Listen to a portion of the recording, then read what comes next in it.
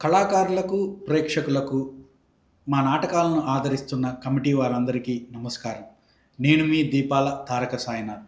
ఈ చిన్న వీడియోతో మీ ముందుకి రావటానికి గల కారణం శ్రీ విజయలక్ష్మి శ్రీనివాస నాట్య మండలి గత 40 సంవత్సరాలుగా భక్తిరస నాటకాలతో, ప్రజల ఆదరాభిమానాలతో, విశేష స్పందనతో ఇంతవరకు ఈ నాటక సమాజం కొనసాగుతూ వచ్చింది. కొంతమంది కమిటీ వారు ఫోన్ చేసి, మీ నాన్నగారు చనిపోయిన తరువాత మీరు నాటకాలు ఆడట్లేదంట కదా అని కొన్ని ఫోన్ కాల్స్ అయితే చేస్తున్నారు. ఇలా అసత్య ప్రచారాలు ఇలాంటివి అసలు నమ్మొద్దని ఈ చిన్న వీడియో ద్వారా కమిటీ వారికి కానీ, మమ్మల్ని ఆదరిస్తున్న ప్రేక్షకులకు కానీ తెలియచెప్పాలని ఈ వీడియో ద్వారా మీ ముందుకు రావటం జరిగింది. మా నాన్నగారు మరణించిన తరువాత కూడా నాటకాలనేవి మేము కొనసాగిస్తూనే ఉన్నాము.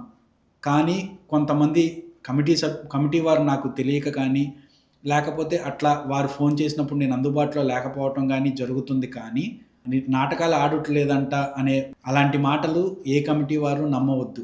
మేము ఇప్పటికీ మాకు ఎంతో పేరును తీసుకువచ్చిన శ్రీ తిరుపతమ్మ కథ, శ్రీ షిరిడి సాయిబాబా మహత్యం, శ్రీ నర్రవాడ వెంగమాంబ జీవిత చరిత్ర, మా నాన్నగారు చనిపోయిన తర్వాత కూడా దాదాపు 25 సంవత్సరాల క్రితం తీసిన శ్రీ వాసవి కన్నికా పరమేశ్వరి అనే నాటకం మళ్ళీ దాన్ని తెరపైకి తీసుకువచ్చి తొలి ప్రదర్శన కూడా ఇచ్చాము.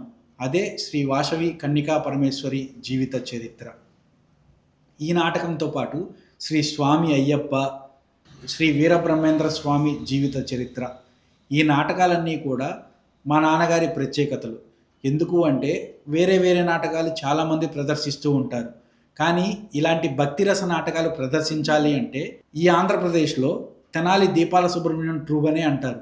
మా నాన్నగారు మరణించిన తర్వాత కొంతమంది వాళ్ళేదో సరదాగా నేర్చుకున్న తిరుపతమ్మ కథ కావచ్చు, లేకపోతే ఇతరితర ఏమైనా కావచ్చు, అలాంటి నాటకాలకి పేరు తెచ్చుకుందామనో మరి ఏ రకంగా దీన్ని ఇచ్చేస్తున్నారనేది నాకైతే తెలియదు. కానీ ఇలాంటి అసత్యాలు ఎవరు నమ్మవద్దు. మేము ఇంకా శ్రీ తిరుపతమ్మ కథ ఇలాంటి నాటకాలు ఇంకా కొనసాగిస్తూనే ఉన్నాము, కొనసాగిస్తూనే ఉంటాము కూడా.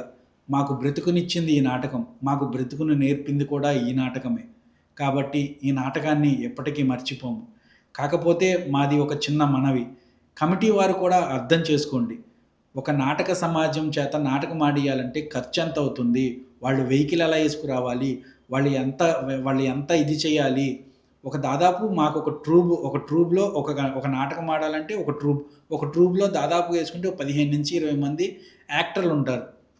లైటింగ్ వాళ్ళు కానివ్వండి, కటన్ లాగే వాళ్ళు కానివ్వండి, హార్మోనిస్ట్ కానివ్వండి, మేకప్ అనే కానివ్వండి, అందరూ కూడా ప్రతి ఒక్కళ్ళు కూడా మా ట్రూబ్లో ఉన్న ప్రతి ఒక్కళ్ళు కూడా నాటకాన్ని నమ్ముకుని బతికే వాళ్ళే తప్ప ఇతర ఏ వ్యాపారాలను నమ్ముకుని బతికే వాళ్ళు మా దగ్గర లేరు.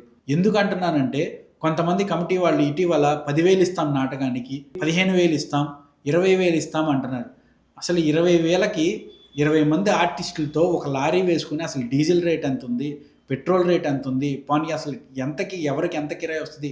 20,000 లెక్కేసుకున్నా కూడా మనిషికి 1,000 రూపాయలకి కూడా కిరాయి రాదు, 1,000 రూపాయలు కూడా కిరాయి రాదు. కానీ ఇలా నాటకాలు ఇంకా ఒక ట్రూబును నమ్ముకుని మా నాన్నగారు మరణించిన తర్వాత కూడా ఆ ట్రూబును కొనసాగిస్తూనే ఉన్నాం. ఎందుకని? ఆ నాటకం మీద ఉన్న ప్రేమ. దయచేసి కమిటీ వారు అందరూ కూడా మాలాంటి ట్రూబుల్ని అర్థం చేసుకుని, మాలాంటి ట్రూబుల్ని ప్రోత్సహిస్తే కళను బ్రతికిస్తానికి మాకంటూ కొంచెం ఉత్సాహం ఉంటుందని అనుకుంటున్నాము.